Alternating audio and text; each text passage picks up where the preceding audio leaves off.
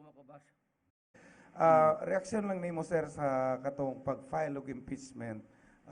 Unya doon na pa day plano mag-file og kaso against sa imo sa ICC. I welcome both developments.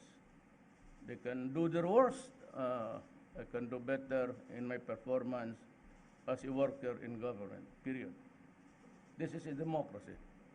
I will not be intimidated and I shall not be stopped by just International Criminal Court. Impeachment, that's if that is part of my destiny, it is my destiny to go. Ganun lang yan. Palad-palad lang. Yes, sir. Maybe God gave me only 2 years, 6 months, 1 year and a half to be president of this country. Fine. Basta let it not be said na hindi ko binigay ang pinangako ko.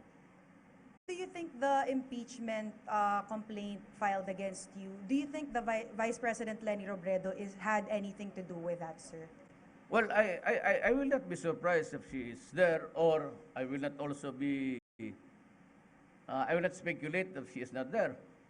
Kasi hindi ako nakikialam sa buhay niya, ma'am. Sana wag niyang pakialamin yung akin. But sa trabaho, okay lang. Wala sa akin yung impeachment. I go by the rules of destiny. What made me, what gave me the presidency was pure destiny. If you consider all the things that happened along the way.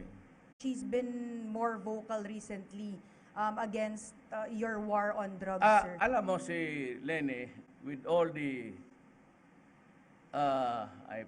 akala kasi niya ako yung sa nagali, ayaw niyang maniwala, niwag.